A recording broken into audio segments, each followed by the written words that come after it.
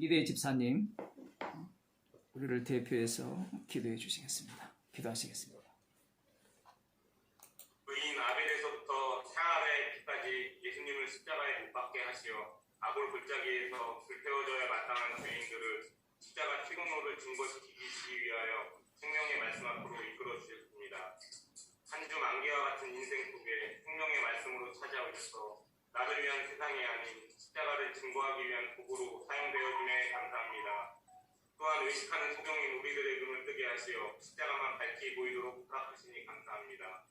이 시간 주님의 사자를 통하여 선포되는 말씀과 성도 간의 교제를 통하여 우리 안에 권능으로 임재하시는 성령님의 홀로 일하심을 보게 하시고 오직 십자가 외에는 모든 것이 개선물로 여겨지는 은혜를 허락하여 주시옵소서. 예수님의 이름으로 기도 올렸습니다. 아멘. 찬송가 415장, 통일 찬송가 471장입니다. 십자가 그늘 아래. 찬송가 415장, 통일 찬송가 471장, 십자가 그늘 아래.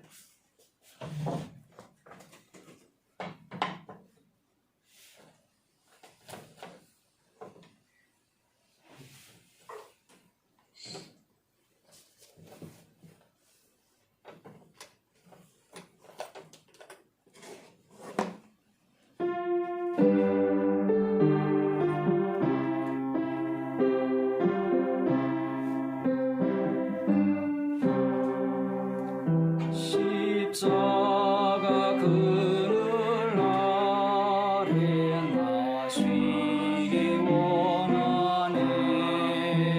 저 햇빛이 뜨겁고 또 짐이 무거워.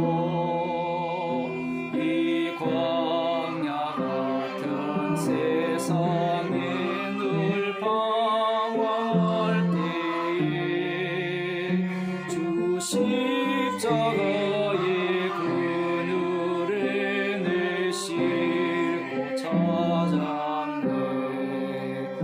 내 눈을 밝히 떠서 저 십자가 볼 때 날 위해 고난 당하신 주 예수 보인다.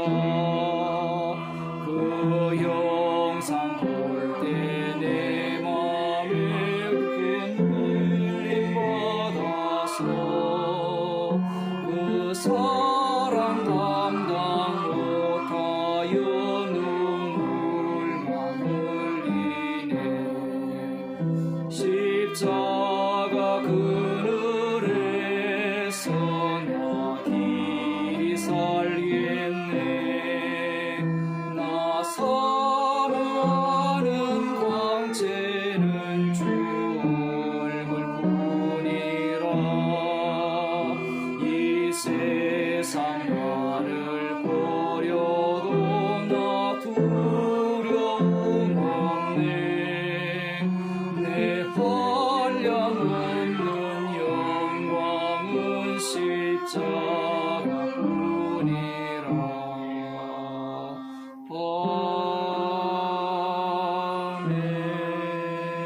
아멘. 하나님 말씀 잠언서 21장 21절에서 22절 말씀을 함께 읽도록 하겠습니다.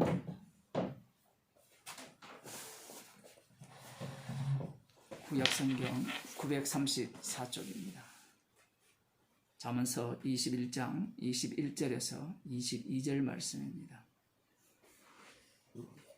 공의와 인자를 따라 구하는 자는 생명과 공의와 영광을 얻느니라. 지혜로운 자는 용사의 성에 올라가서 그 성이 의지하는 방벽을 허느니라. 아멘. 기도하시겠습니다. 공의와 인자는 우리에게서 나오는 것이 아니라 십자가에서 흘러나옴을 저희들에게 알려주시고 저의 인생을 십자가 안에서 주님의 긍휼만을 자랑하는 인생으로 살아가게 하심을 감사드립니다. 오늘도 말씀을 통하여 저희들을 생명의 길로 인도하여 주옵소서. 예수님의 이름으로 기도드리옵나이다. 아멘. 하나님 말씀 사도행전 17장 17절에서 25절 말씀입니다. 사도행전 17장 17절에서 25절 말씀 제가 읽어드리도록 하겠습니다.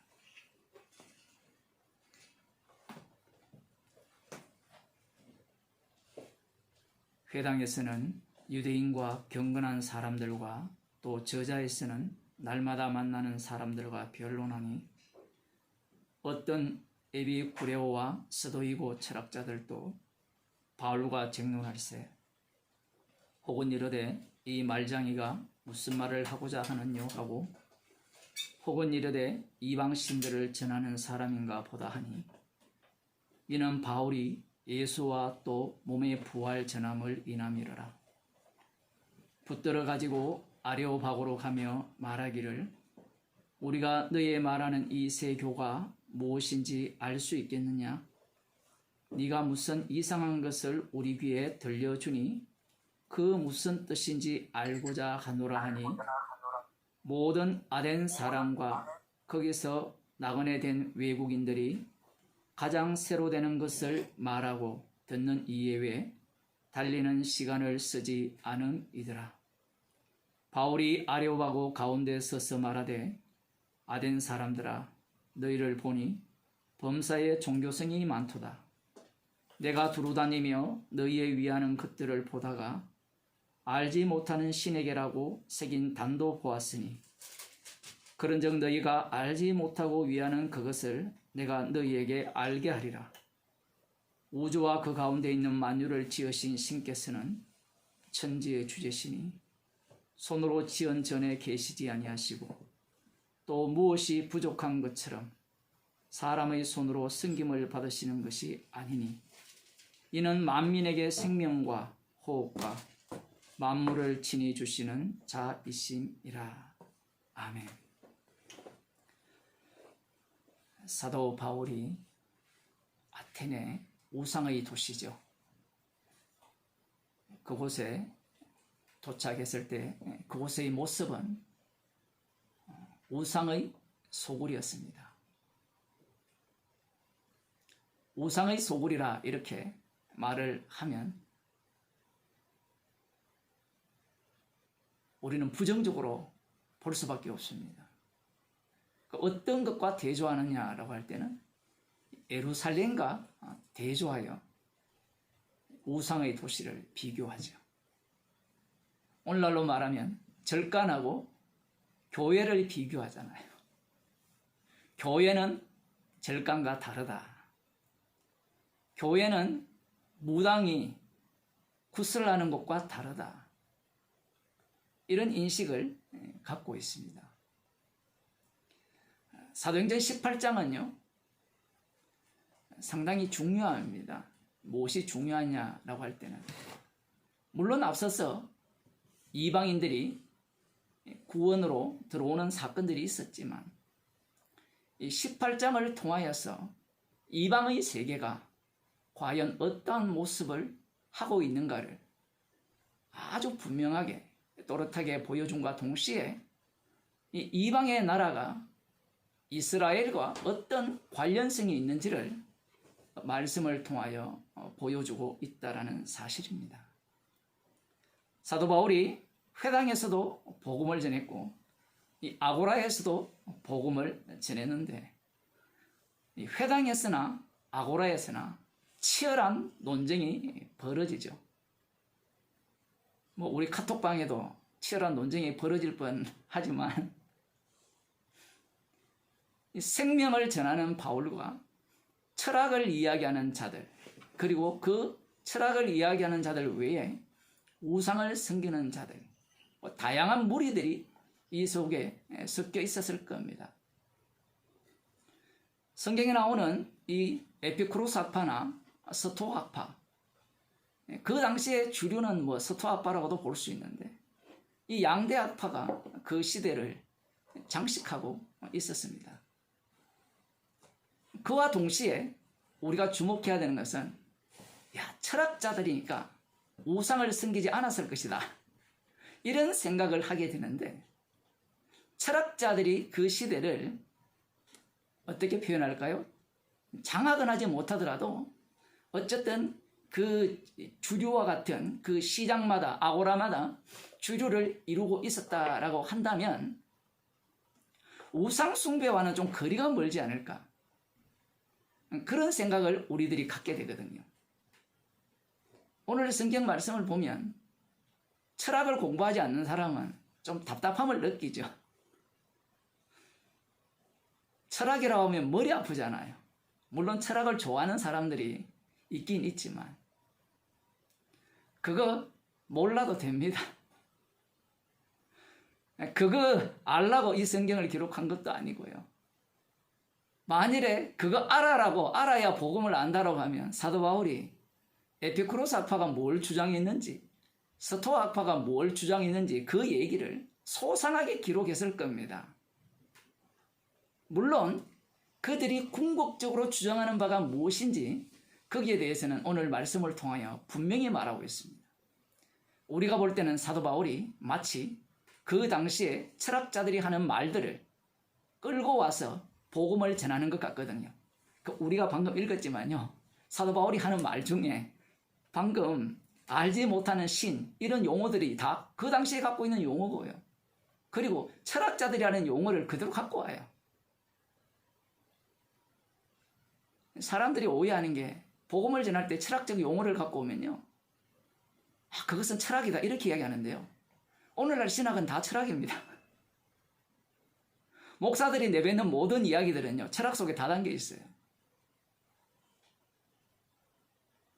철학자들이라고 하면 우상을 섬기지 않을 것이라 이렇게 해서 예상을 하는데 놀랍게도 아테네는 우상의 도시예요.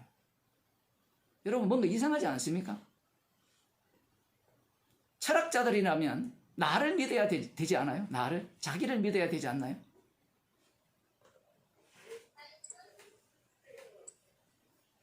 그런데 이 철학자들이 적지 않은 수를 차지하고 있는 이 지역에 우상이 가득 찼다는 것은 이들이 양다리를 거쳤다고 볼 수 있습니다.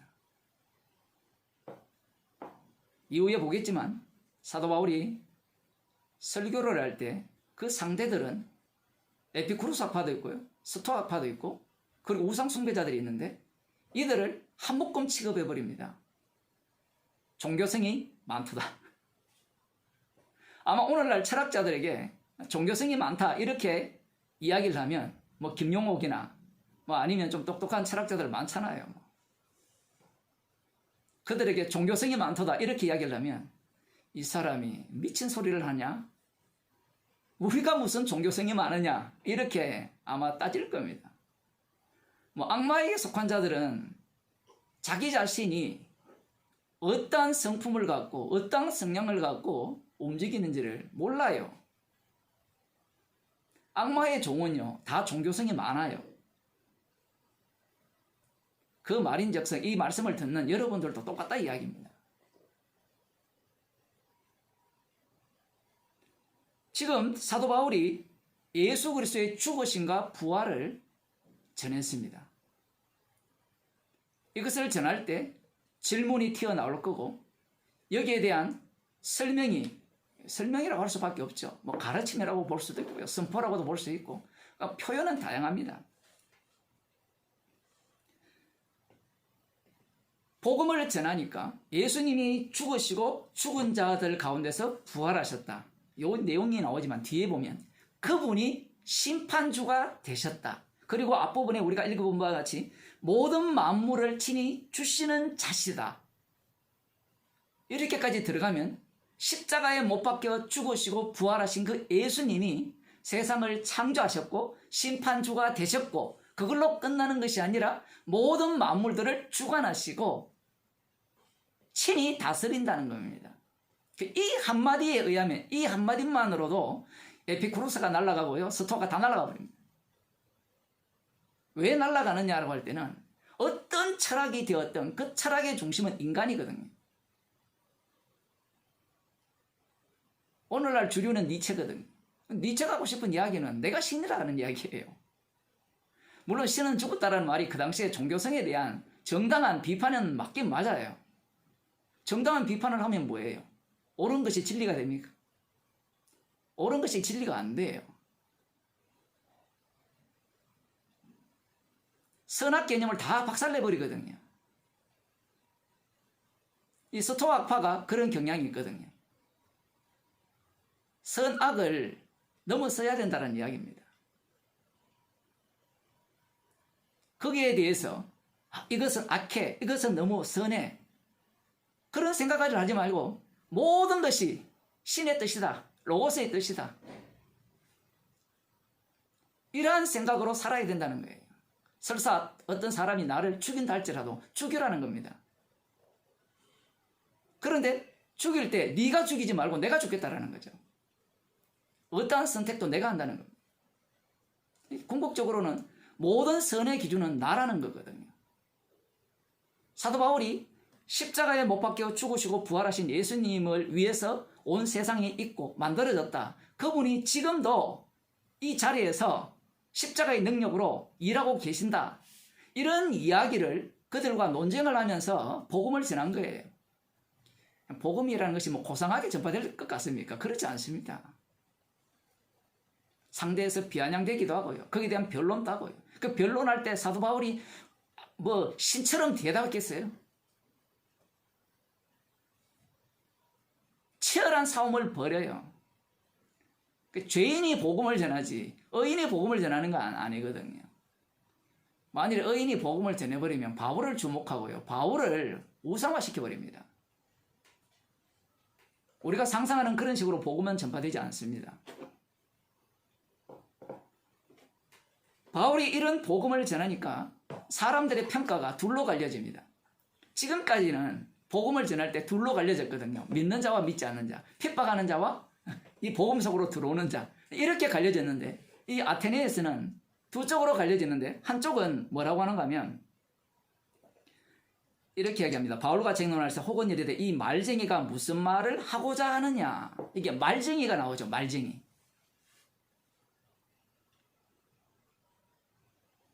십자가 세언약교회 예배는 10시 40분에 시작됩니다. 이 말쟁이라는 말의 뜻이 무엇인가 하면요. 여러분이 그런 경험이 많았을 겁니다. 제가 한 20몇 년 전에 한국에 있을 때 길거리에 보면요. 온갖 것들을 다 보따리에 메고 짊어지고 다니는, 머리를 헝클이고 다니는 그런 혹시 약간 정신이 나간 그런 사람들을 보셨습니까? 자주 뛰었거든요. 제가 있을 때. 이 동네는 그런 사람을 보기가 되게 어려워요. 청소가 되었는지 그거는 모르겠지만.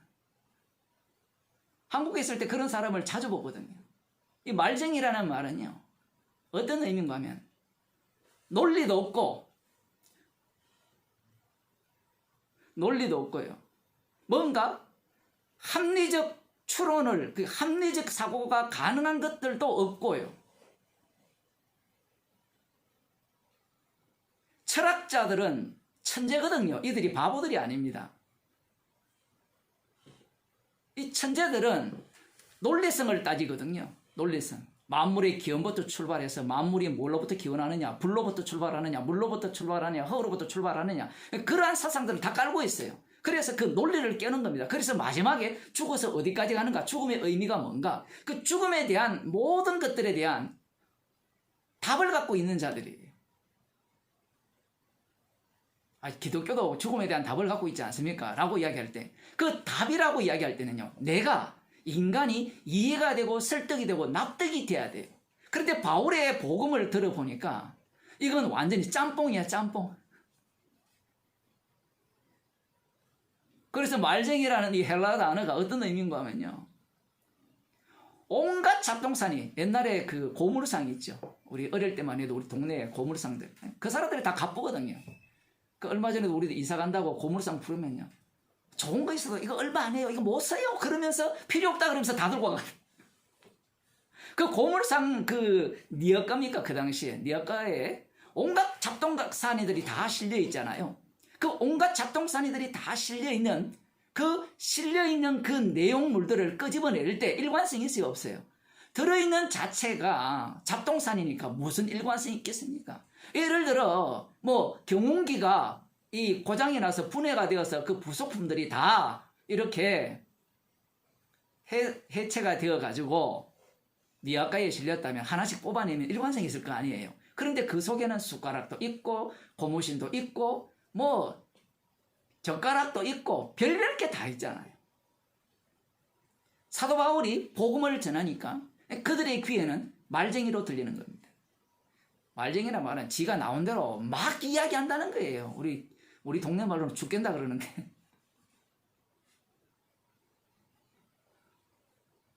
막 이야기를 하니까 상대가 알아들을 수 있습니까? 없습니까? 못 알아듣죠. 제가 일전에 대한민국에서 제일 좋은 대학을 나온 아주 제 중고등학교 아주 친한 친구가 있는데 요즘은 뭐 거리두기가 돼가지고 안 만나려고 하죠. 서울의 큰 교회 담임 목사가 됐는데 제가 복음을 이야기하면 도대체 네가 말하는 게 무슨 말인지 모르겠대.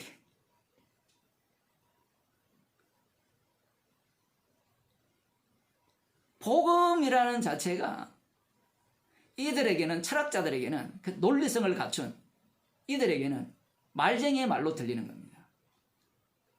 여러분이 그걸 아셔야 돼요. 여러분이 복음을 전하면요. 말쟁이의 말이에요. 말 잘한다가 아니고요. 무슨 소리 하는 거야? 무슨 헛소리 하는 거야? 이렇게 평가가 되는 겁니다. 십자가에 달려 죽으시고 부활하신 주님을 위한 세상이다. 그러면 당장 이 속에서 튀어나오는 게 그러면 우리는 뭐냐 이거예요. 우리 뭐냐. 그러면 뭐긴 뭐야. 불사라질 죄인이지. 이렇게 이야기를 하면 그럼 우리 살 필요 없네. 그럼 죽어라 이야기예요. 성경은. 대화가 됩니까? 그건 아니고 예수님을 보내서 우리를 구원하기 위해서 세상을 만들지 않았냐. 그러면 지옥은 왜 만들었어요? 그런 하나님이라면 지옥을 안 만들어야죠. 지옥을 안 보내야죠. 진짜 사랑의 예수님이라면 가룟 유다를 지옥 보내면 안 돼요. 3년 동안 얼마나 고생했습니까? 함께 모든 것을 버리고 쫓았는데요. 그런 제자를 버리는 게 사랑의 예수님입니까? 구약을 전혀 이해를 못해서 그래요. 정말 인자하심이 영원한 분은 어떤 분인가 하면요. 이방 나라를 진멸하는 나라예요. 어린아이도 뱃속에 있는 아이까지도 다 죽이는 분이 인자하신 하나님이에요.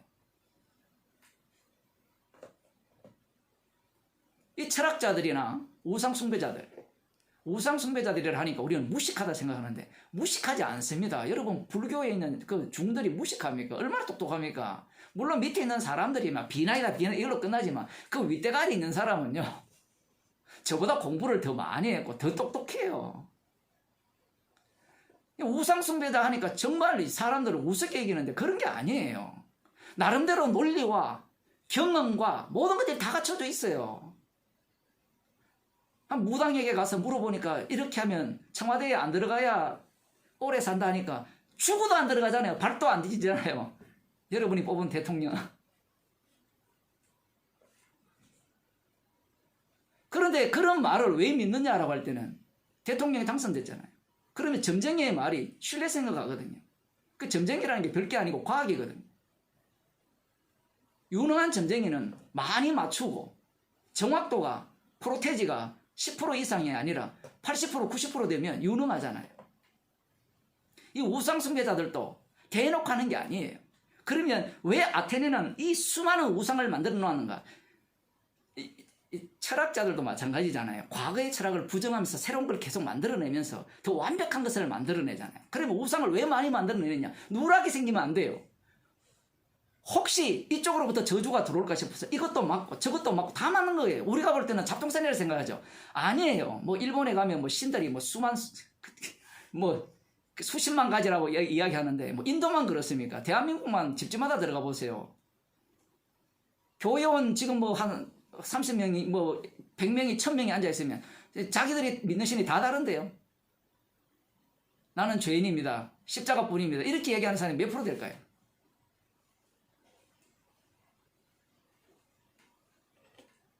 아테네 사람들이 무식해서 심지어는 이름을 알지 못하는 신까지 믿는 것이 아니에요. 오랜 경험과 그 노하우가 그들 속에 가득 찬 겁니다. 사업을 순식간에 잘할 수 있습니까? 노하우가 쌓여야 되잖아요.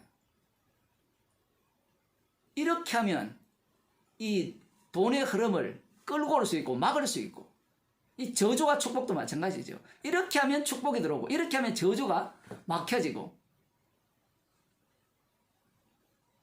이러한 논리성을 갖춘 그들이 복음을 듣기에는 그야말로 이 말쟁이에 불과한 겁니다. 이게 한쪽의 평가예요.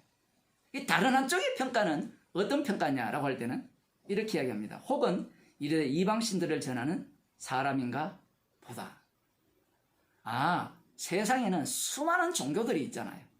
수많은 종교들 중에 하나다. 이 복음을 전하면 이 두 가지 이야기를 꼭 들어야 됩니다. 두 가지 반응 외에는 나오지 않죠. 네 종교는 네가 믿고 내 종교는 내가 믿는다. 신들이 수도 없잖아요. 수도 없으니까, 종교라는 것도 수도 없으니까 그 중에 하나일 거다. 이렇게 평가를 내리는 겁니다. 사람들이 복음을 아는 사람이 그런지는 모르지만요, 교회 다니는 사람이 당황하는 게 뭔가 하면, 너 예수 믿는 것도 하나의 너의 신앙이고 내가 믿는 것도 나의 신앙이고, 이렇게 이야기하면 뭐라고 이야기해요? 박수 쳐주면 돼요. 박수 쳐주면. 지금 여기 나왔잖아요. 이게 복음의 위력이에요.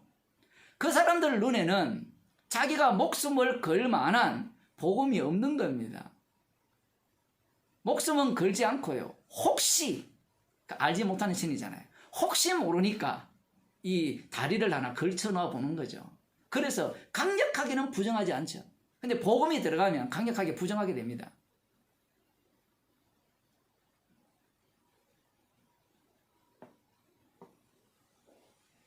그러면서 이제 이렇게 얘기합니다.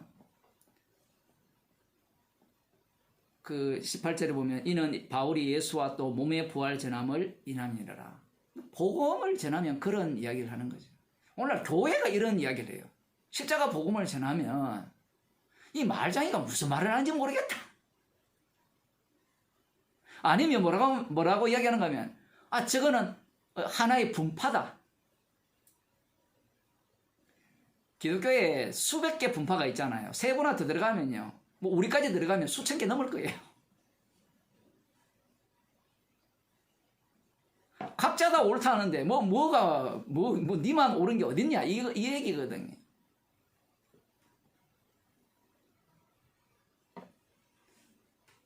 그러면서 바울을 붙들어 가지고 아레오복으로 가면서 이렇게 말합니다. 우리가 너의 말하는 이 세계가 무엇인지 알 수 있겠느냐. 그 아레오복은 아크로폴리스 그 언덕 위에 있는 그 신전, 아테네 신전 그 아래쪽에 있어요. 국경이 풀리면 한번 놀러 가보세요. 거기 올라가서 설교도 한번 해보시고. 별로 대단하게 큰 게 아니에요. 조그만해요. 그냥 돌덩이 위인데, 광장도요, 우리가 생각하면 그만큼 안 커요. 그 언덕이니까 조그맣니다. 그쪽으로 데려가면서 이들이 이 세교가 무엇인지 알 수 있겠느냐. 이렇게 말하는 이들이 철학자들인지 우상숭배자들인지 이렇게 분별해주면 좋은데, 성경은 그런 식으로 기록이 안 돼요. 왜냐하면 한뭉텅겨로 보면 모두가 다 악마의 종이거든요.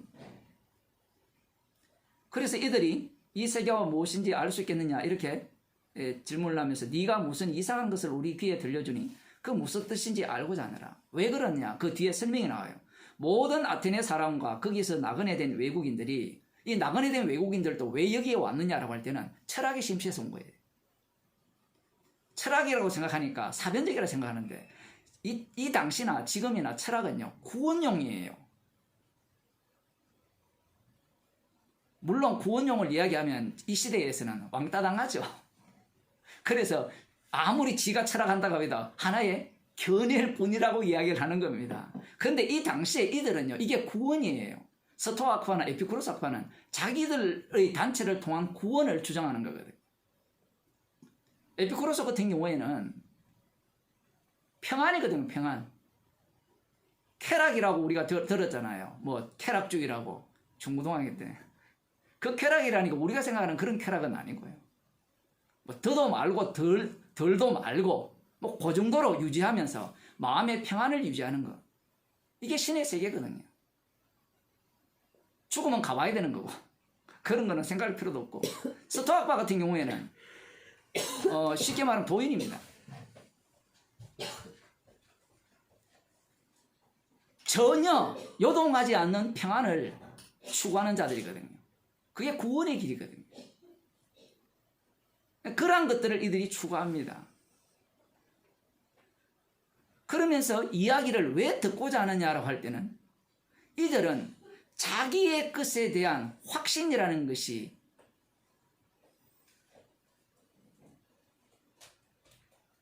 완벽하지 않잖아요. 어떤 것도 확신하는 게 없거든요. 인간이라는 자체가.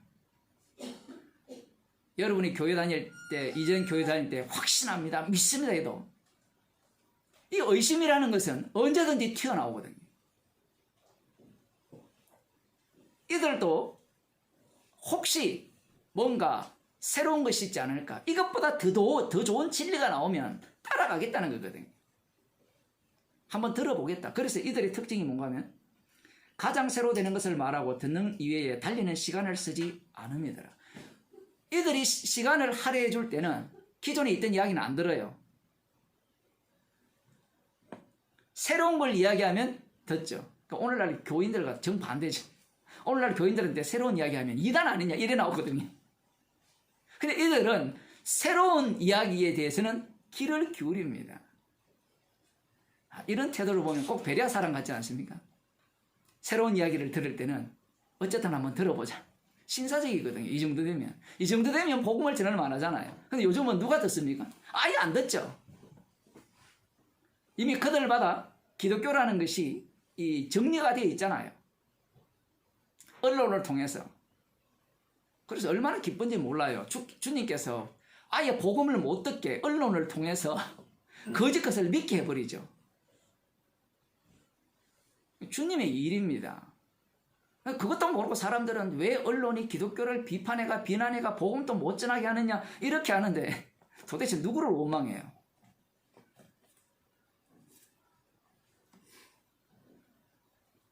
바울이 아레오바고 가운데 서서 이제 복음을 전하죠.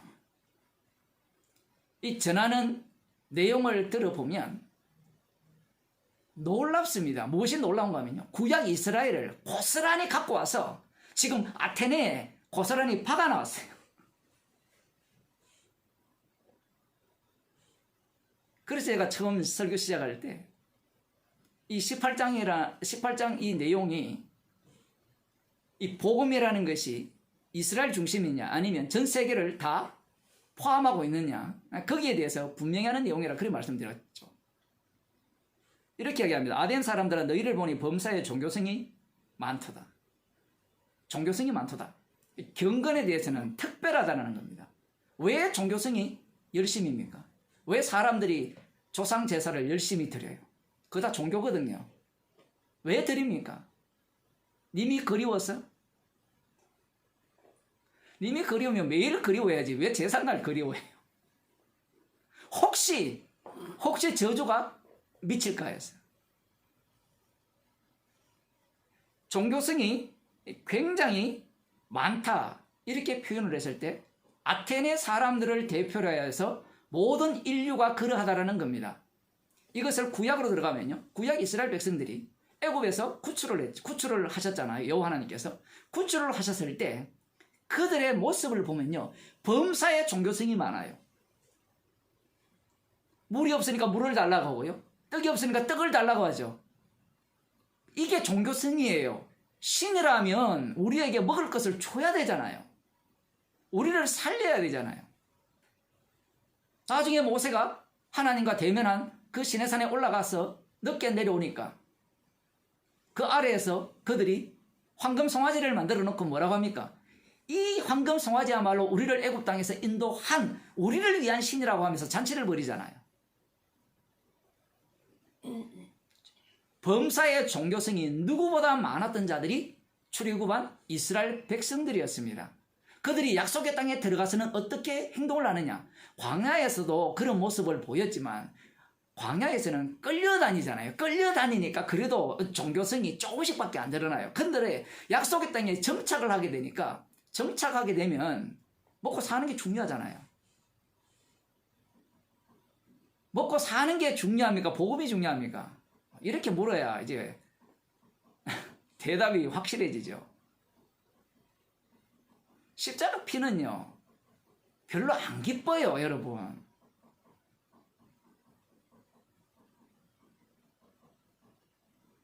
돈 버는 게 훨씬 기뻐요.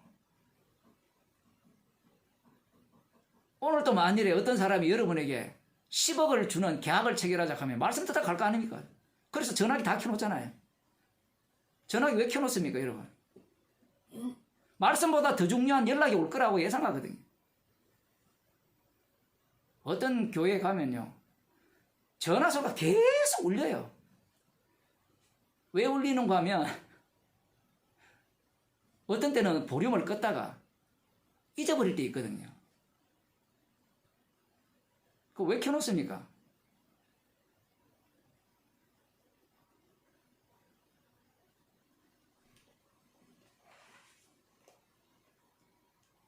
복음은요, 언제든지 들어도 돼요. 돈 벌러 가면서 길거리 가면서 지금 생중계 다 되잖아요. 그게 뭐 가치 있습니까?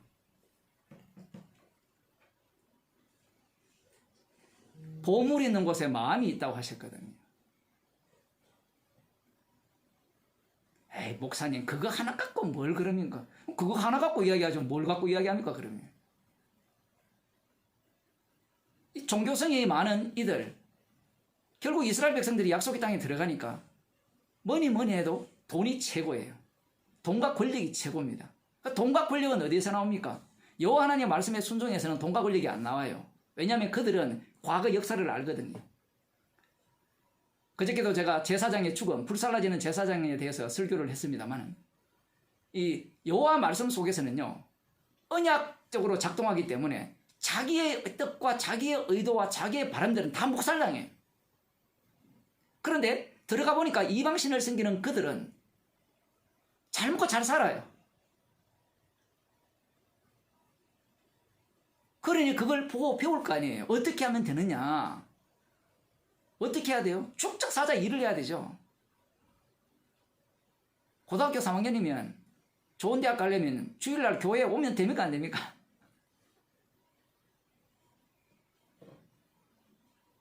그렇게 해서는 좋은 대학 못 가거든요. 여러분 계산을 한번 해보세요. 시간 싸움을 해보면 일당 10만 원을 받으면 주일날 빼버리면 10만 원 날아가잖아요. 이 종교성이 왜 발동되느냐 할 때는 자기의 행복, 자기의 구원이거든요. 그래서 그들이 우상숭배 속으로 빠져들어갑니다. 이사야 44장을 한번 보겠습니다. 이사야 44장 9절에 보면 우상을 만드는 자는 다 허망하도다. 그들의 기뻐하는 우상은 무익한 것이거늘 그것의 정인들은 보지도 못하며 알지도 못하니 그러므로 수치를 당하리라. 이렇게 백날 이야기해도요, 우상을 만드는 자들을, 우상을 기뻐하는 자들은 그것이 무익하다라고 절대로 생각하지 않습니다, 여러분. 절간에 다니는 사람들에게 너희들 그 부처를 믿는 것이, 거기서 기도하는 것이 무익하다 아무리 이야기해봐요, 이미 자기들이 체험이 있고 경험이 있잖아요. 체험과 경험이 있는데 그게 왜 무익합니까? 유익하죠. 부적 붙이고 다녀보고 부적을 집집마다 방마다 이렇게 붙여놓으면 애군이 물러가고 안 들어오잖아요. 체험했거든요. 그런데 그런 자들에게 그게 무익하다라고 하면 말도 안 되는 소리 하지 마세요. 그게 이스라엘이었습니다. 약속의 땅에 들어간 이스라엘 백성들. 내가 경험해보니까 우상을 섬기는 게 더 잘 먹고 더 잘 살았는데요. 우리가 성경을 잘 읽어야 돼요. 이스라엘 백성들이 왜 우상을 섬기겠습니까? 주변 나라 국가들이 우상을 섬기는데 더 잘 살잖아요. 아무리 무익하다고 이사야 선지자가 외쳐도 이건 무익하지 않다라는 겁니다. 그러니까 이들이 어떤 짓을 벌이는가 하면 에루살렘에 뭐가 있어요? 성전이 있죠. 성전 안에 뭘 만들어 버립니까? 우상의 전당으로 만들어 버려요. 온갖 우상들을 다 끌고 들어와 버립니다. 여호와 하나님은 못 버려요. 왜? 인간 자체는 겁나거든요. 혹 누수가 생길까 싶어서 여호와 하나님을 믿고 그 사이에 다 끌고 들어오는 겁니다. 오늘날 기독교 같죠? 점장이도 들어오고, 점장이 얼마나 많아요. 교회 안에 권사들 기도해 주겠습니다 하면서 말씀이 눈앞에 있는데 그렇게 있는 권사들은 다 죽여야 됩니다. 율법에 의하면. 목사들이 왜 용납합니까? 그런 사람들이 있어야 장사가 되거든요. 교인들이 몰려오거든요. 웬만한 큰 교회는 다 점장이들이 있잖아요. 누구 기도 잘하더라. 누구 권사 기도 잘하더라. 여러분도 한번 가보셨죠?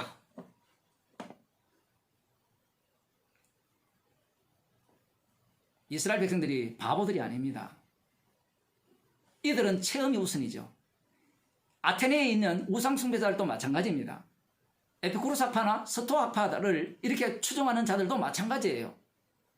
모든 것을 경험해보고 경험만 중요한 것이 아니라 생각을 하죠. 이성적으로. 그래서 스토아 학파는 이성을 가장 중요시하죠. 인간의 이성 속에 로고스라는 뭐 신이라고도 이야기하는데 하여튼 만물을 돌아가게 하는 원리, 그 원리가 이성 속으로 들어오면 진짜 현자가 된다는 거예요. 부처가 된다는 이야기입니다. 선악의 구분 개념 자체도 사라지는 그 세계. 도무지 어떤 외부적 환경이 일어나더라도 요동하지 않는, 꼭 찬송가 같아요. 요동하지 않으며 파도가 치더라도 요동하지 않는 그 세계 속으로 들어가기를 이들은 갈망하고 있거든요. 누가? 이스라엘 백성들이 그랬다는 겁니다. 그래서 우상을 생긴 거예요. 10절에 보면 신상을 만들며 무익한 우상을 부어 만든 자가 누구뇨? 보라, 그 동료가 다 그 수치를 당할 것이라. 그 장색들은 사람이라. 그들이 다 모여서서 두려워하며 함께 수치를 당할 것입니다. 결론을 이야기하셨거든요. 우상을 누가 만들어요? 사람이 만들어요. 사람이 만들었는데 사람이 가서 생겨요. 이것보다 코미디가 없죠. 부적을 누가 씁니까? 사람이 써요. 사람이 쓰는데 그 사람이 쓴 걸 갖고 신이라고. 그런데 이들을 하나님께서 불러서 심판한다 하거든요.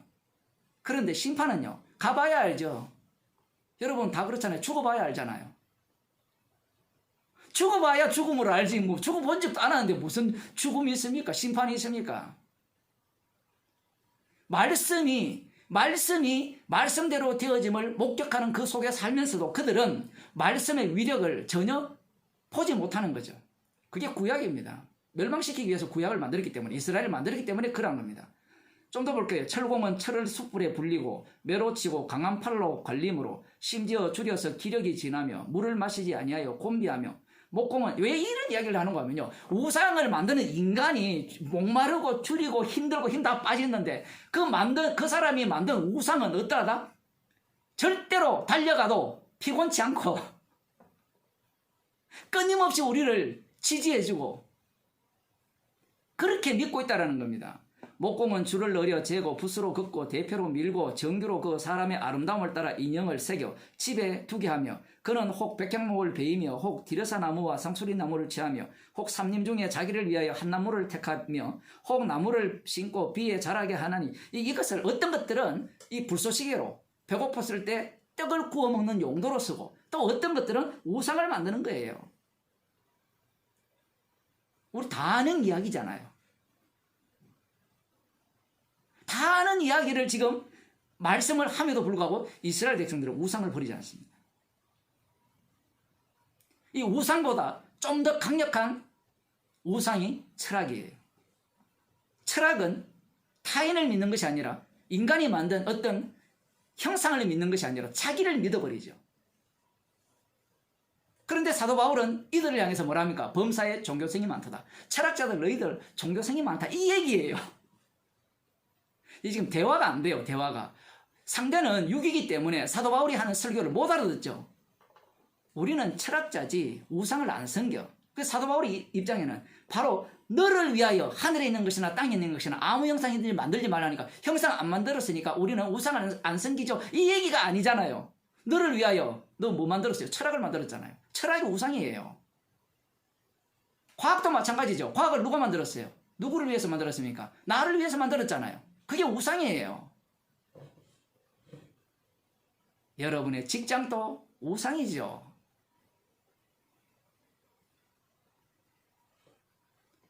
어떤 것도 우상이 아닌 것이 없습니다. 그래서 성도의 눈에는 십자가만 밝게 보여야 되는 거예요. 18절을 넘어가서 보겠습니다. 17절 보면 그 나머지로 신상 곧 자기의 우상을 만들며 그 앞에 부복하여 경배하며 그것에게 기도하여 이르기를 너는 나의 신이니 나를 구원하라. 이 철학자들은 좀 머리가 좋기 때문에 아무리 형상을 만들어서 기도해봤자 나를 구원하지 못하더라는 거예요. 그래서 이 우상을 어디로 끌고 옵니까? 자기 속으로 끌고 와요. 그러면 나를 누가 구원합니까? 내가 이해하고 받아들이는 그 사상을 통하여서 나를 구원한다는 겁니다.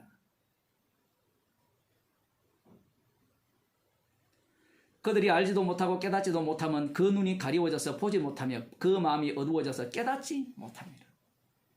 우리는 아테네에서 복음을 전한 사도 바울이 상당히 답답했을 것이라 생각을 하죠. 왜냐하면 그들은 철학자들이고 우상 숭배자들이잖아요.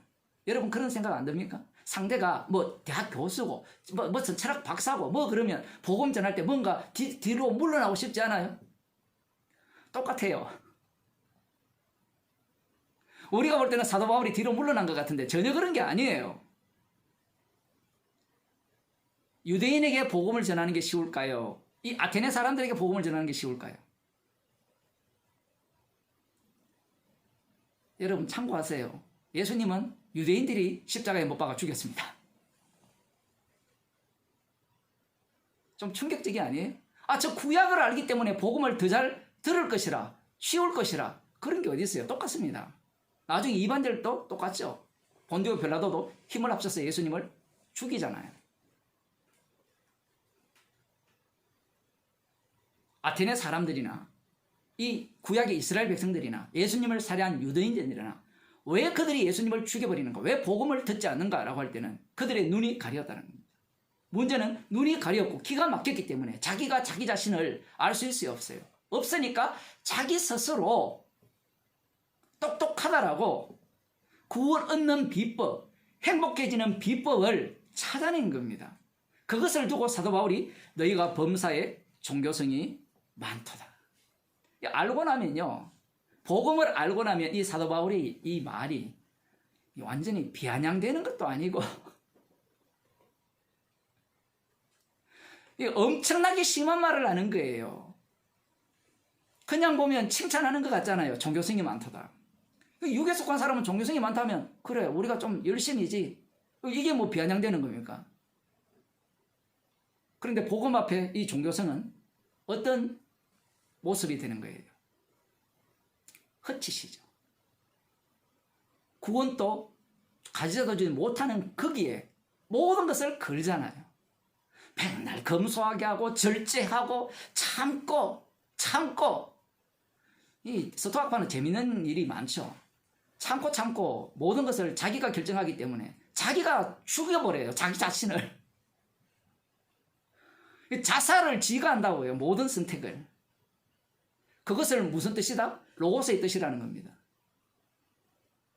로고스의 뜻은 내가 구현하는 거지 로고스가 구현하는 게 아니다 이런 쪽이에요. 그 자살하는 사람들의 그 원천을 찾아가면 스토아파에 다 나와요.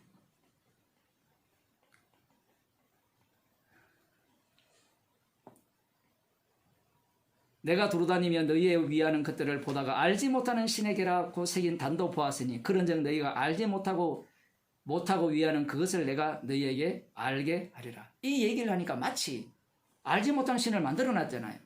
만들어놨으니까 사도 바울이 마치 그것을 옹호하는 것 같은데 옹호하는 게 아니에요. 이미 복음을 전했잖아요. 예수님의 죽으심과 부활. 그 알지 못하는 그 단어를 끌고 와서 그 알지 못하는 신이 어떤 분이냐? 바로 십자가에 못 박혀 죽으시고 부활하신 나사렛 예수 그리스도. 그분이 너희가 알지 못하는 진짜 신이다. 그분이 우리에게 나타나셔서 증거를 주셨다. 뒤에 나오거든요. 증거를 주셨다는데 보여야 증거가 있죠. 사도 바울이 지금 말만 하거든요. 말만. 독특하잖아요. 지금 다른 곳에서는 기적을 행했거든요. 표적을 보여줬습니다. 근데 아테네에서는 기적과 표적이 없어요. 이상하지 않습니까?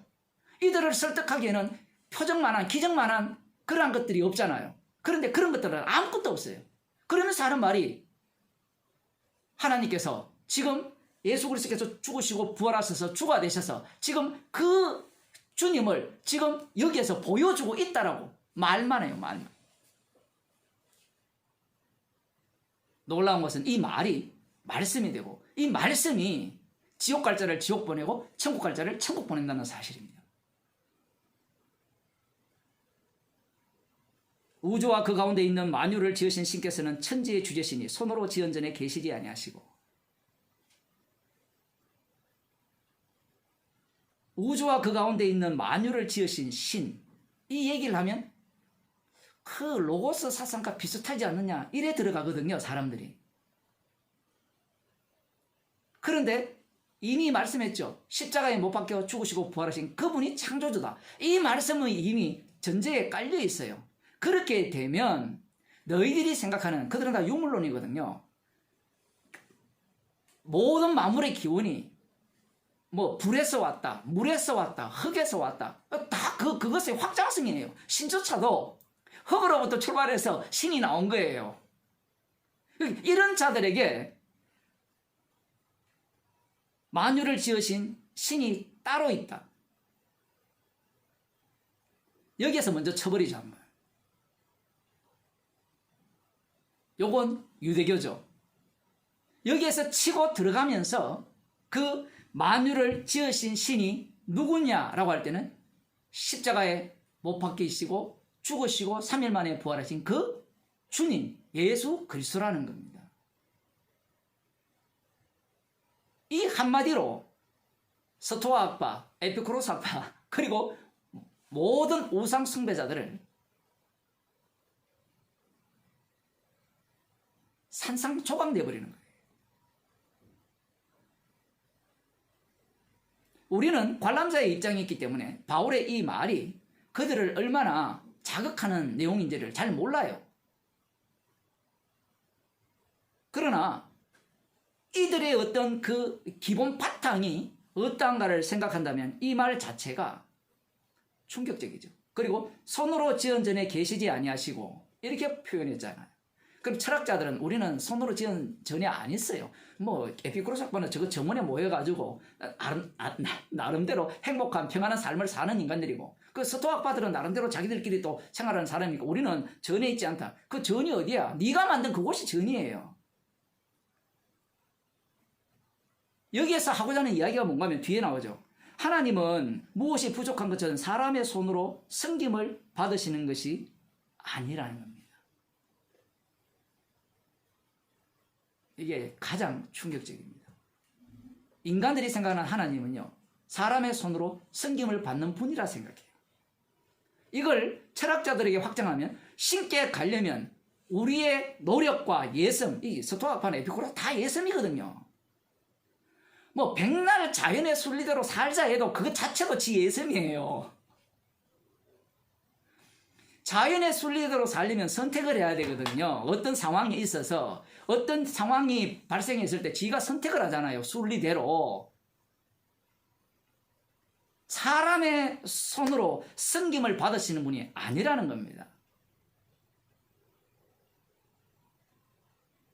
그러니 지금 사람의 손으로 천지의 주제라는 말은 이런 이야기입니다. 주라는 말이거든요.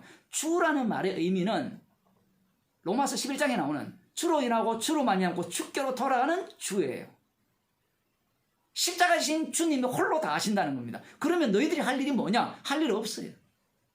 하나님을 기쁘게 할 일이 없고 천국 가기 위해서 너희가 애써서 뭔가 거기에 도달할 수 있는 행위를 보탤 일도 없다라는 얘기입니다.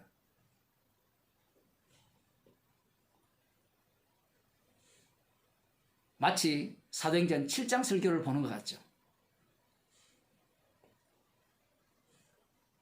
사도행전 7장에 보면 스데반 집사님이 성전에 대해서 하늘은 나의 발등성이요 땅은 나의 보좌요. 하나님은 사람의 손으로 지은 전에 계시지 않죠. 그 얘기를 똑같이 반복하는 겁니다. 그러면서 앞서서 종교성이 많도다. 너희들이 출애굽할 때부터 지금까지 우상을 한 번도 섬긴 적이 있느냐? 한 번도 안 섬긴 적이 있느냐? 그걸 사도행전 7장에서 그대로 이야기를 했거든요. 그걸 지금 아테네에서 똑같이 설교하는 겁니다. 하나님을 믿는 그들에게 너희들은 우상 숭배자라고, 지금 여기에는 우상을 믿는 이들, 철학을 믿는 이들에게 우상 숭배자라고 하는 겁니다. 그럼 사람은 뭐냐? 사람은 뭐겠뇨? 주님이 하시는 그 결과물로서 드러날 뿐입니다.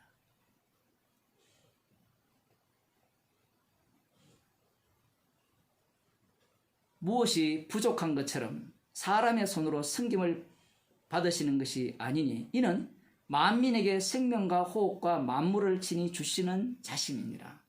왜 만민에게 생명과 호흡과 만물을 친히 주시는가? 십자가를 전가하기 위해서예요. 인간들은 만물이 누구를 위해서 있다고 생각하죠?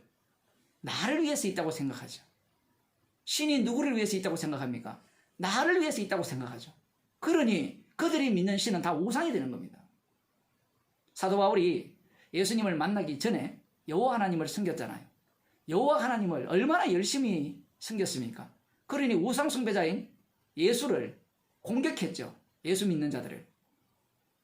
그런 그가 예수님이 찾아오게 되니까 그 자신의 열심이 자기 이익을 위한 열심이었음을, 달리 말하면 여기에 보면 하나님은 사람의 손으로 이렇게 섬김을 받아가지고 그것이 기뻐가지고 자기를 구원해 줄 뿐이라 이렇게 생각했던 거예요. 그것이 예수님을 살해한 동기가 된 겁니다.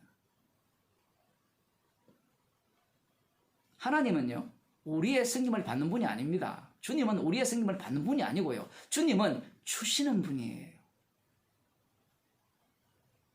우상숭배자의 특징은요, 어떤 모습을 띠는가 하면요, 내가 주를 위해서 무엇을 했다라고 합니다. 주를 위해서 섬겼고, 주를 위해서 기도를 했고, 주를 위해서 봉사를 했고. 주님은 주시는 분이지 받는 분이 아니에요. 십자가 지신 그분이 우리들에게 모든 것을 선물로 주셨습니다. 그러면 내어놓는 모든 것들은 십자가 피를 자랑하는 요소들이 되는 겁니다. 구원은 십자가에서 오는 것이지 인간의 행함과 인간의 섬김에서 오는 것이 아닙니다. 기도하시겠습니다. 하나님 아버지, 우리를 돌아보면 우상 숭배자요, 주님을 섬겨서 뭔가 받고자 하는 그러한 얄팍한 노림수를 갖고 살아가는 죄인임을 말씀을 통하여 알려주시고, 오늘도 십자가의 피 능력 속으로 저희들을 인도하셔서 십자가 사랑 속으로 이끄시어 주님의 죽으심만을 자랑하는 주의 백성으로 만들어주심을 감사드립니다. 주 예수 그리스도의 은혜와 하나님 아버지의 크신 사랑과 성령의 교통하심이 십자가의 피만을 자랑하며 주께서 주신 것만을 내어놓기를 소원하는 주의 백성에게 축원하옵나이다.